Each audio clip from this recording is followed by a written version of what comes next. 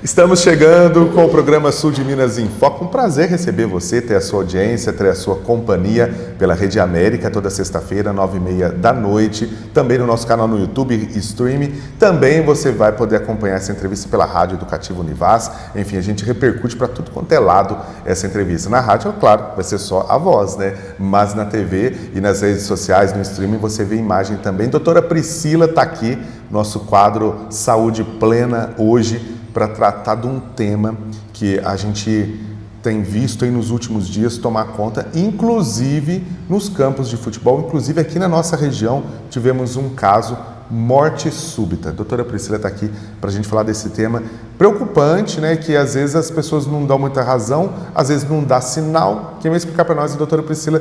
Prazer receber aqui no nosso programa, doutora Priscila. É um tema que está em alta agora nesses dias, né?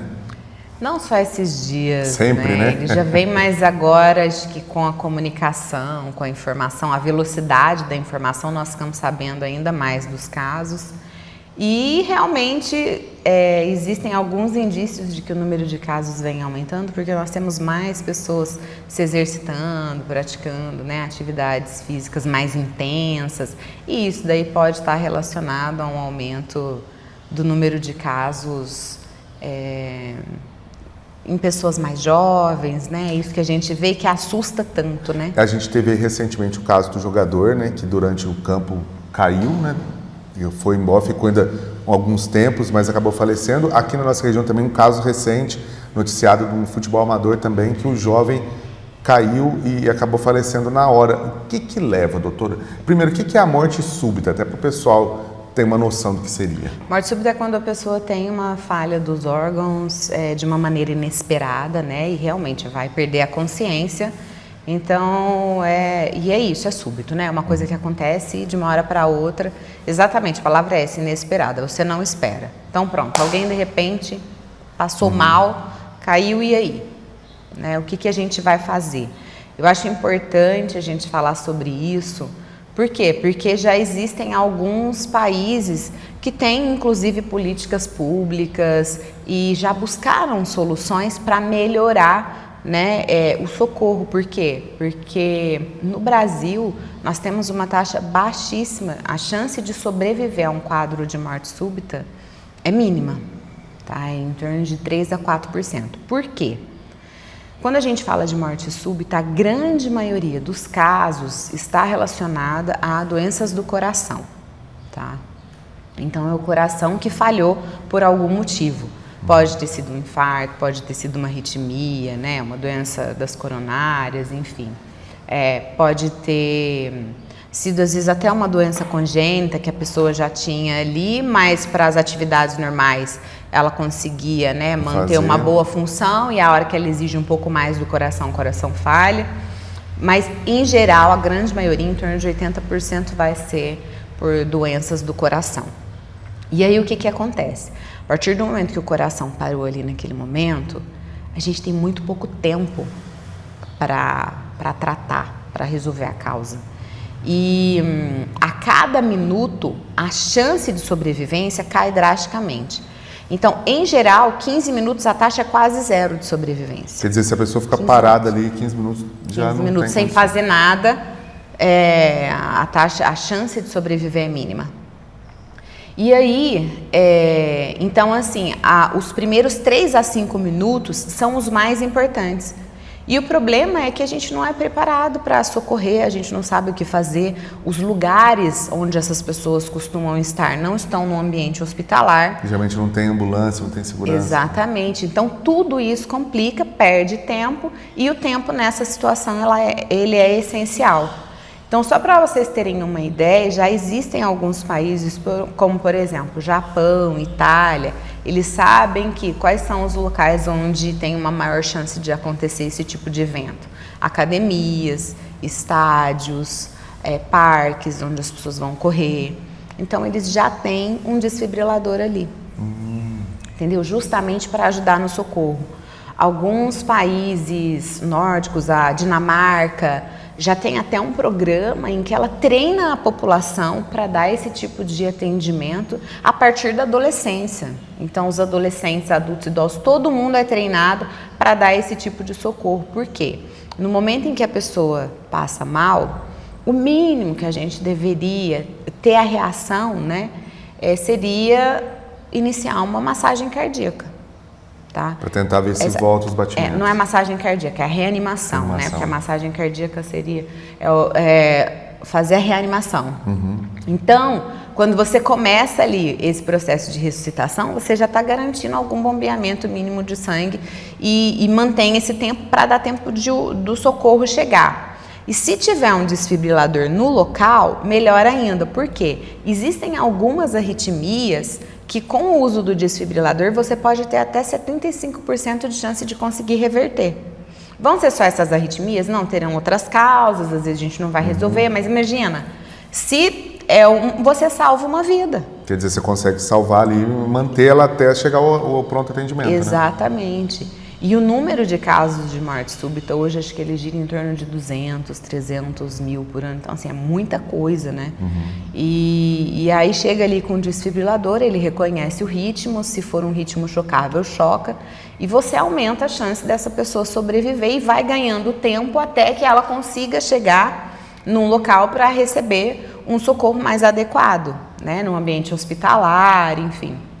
Então, esses casos, eles são assustadores e geram, né, muita comoção, mas a gente precisa olhar para isso e falar, poxa, gente, o que a gente pode fazer para que isso não aconteça assim, e usar essas... se inspirar, né, em quem tem feito alguma coisa e tem tido algum resultado, porque esses países tiveram resultados. E a pergunta que eu quero falar, existe prevenção? A pessoa tem como prevenir a morte súbita ou é algo que não tem como prevenir?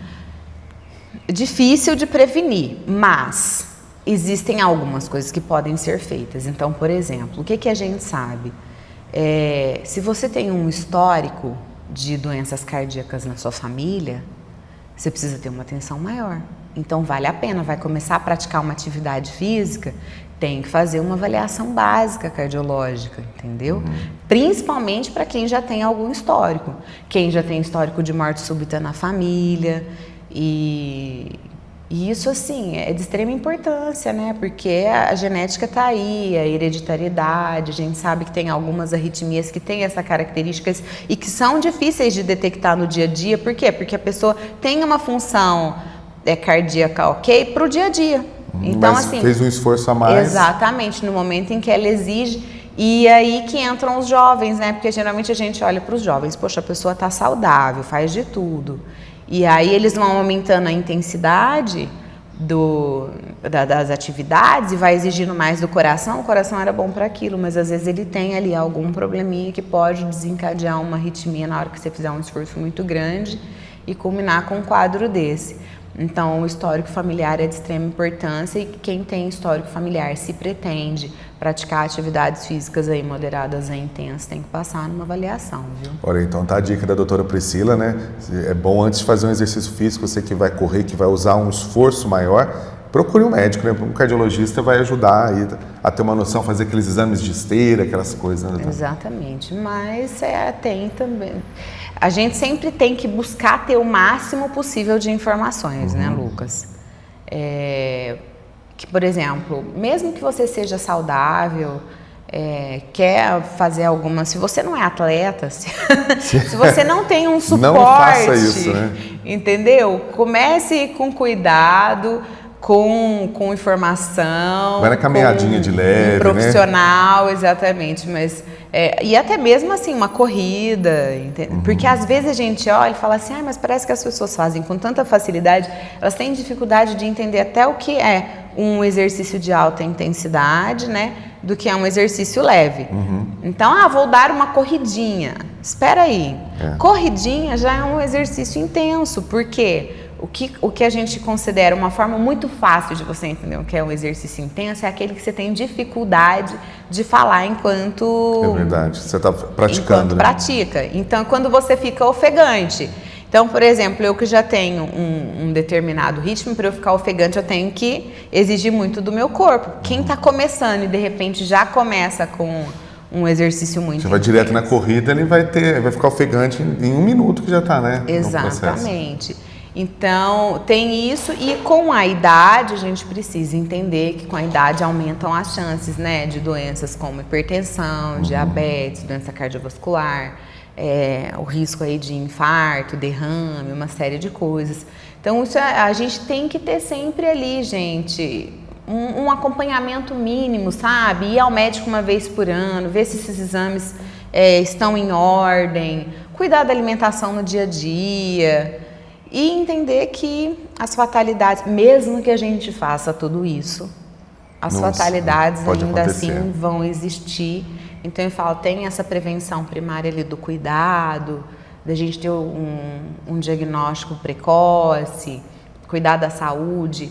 Tem aquela outra prevenção que é essa de você dar o tratamento dentro do prazo adequado, mas entender que às vezes mesmo quando a gente faz tudo, né, nós vamos ter que viver aí com uma certa sensação de impotência, porque a gente não dá conta de resolver todos os problemas, né? As fatalidades existem, os acidentes e... Tem como prevenir, mas não tem como impedir, né? Então, é diferente uma coisa com a outra. Doutora Priscila, mais uma vez, quero agradecer você hoje estar aqui presente com a gente, esclarecendo esse tema importante, que com certeza vai deixar alerta em muita gente que está nos acompanhando agora, que é a morte súbita. Obrigada, gente. Em 1985, olha, foi quando que começou. Nessa época, nós pusemos a oficina, melhoramos a oficina e tivemos a loja no fundo. É onde a loja hoje. Só tinha um apartamento, toda a parte do terra. Foi aqui em 2000, nós resolvemos mudar a oficina, criar um centro automotivo e fazer essa loja. O centro automotivo mais moderno da região. Até hoje, muita propaganda fala. Foi nessa época, porque, precisava consertar meu carro de gestão eletrônica. O que o mecânico falava? isso aí só o Celinho faz. E com a peça também, precisava uma peça de gestão eletrônica, só o Celinho tem. E foi em seguida que a gente fez a inauguração da loja aqui embaixo. Quando a gente desceu a loja aqui, nós tínhamos uma moto, nós fazíamos entrega de bicicleta, né? Hoje nós estamos com mais de 40 veículos de entrega aí nessa região. Mais de 760 colaboradores. Em seguida nós fomos para Itaipá. Também nós abrimos uma loja na Arco Grande.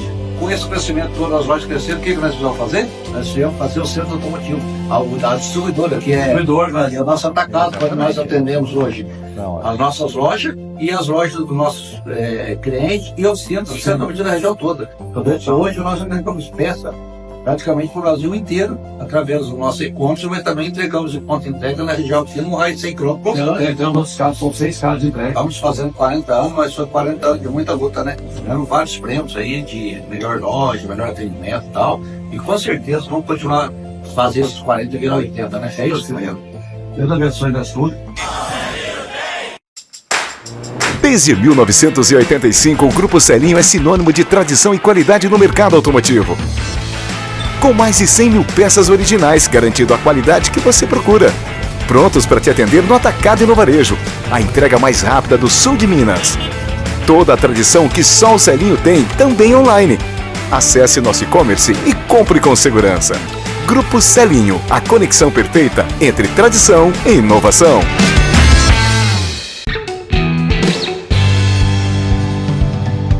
O programa Sul de Minas em Foco tem orgulho de prestar uma merecida homenagem a esse grupo que é nosso parceiro há quase 2 décadas.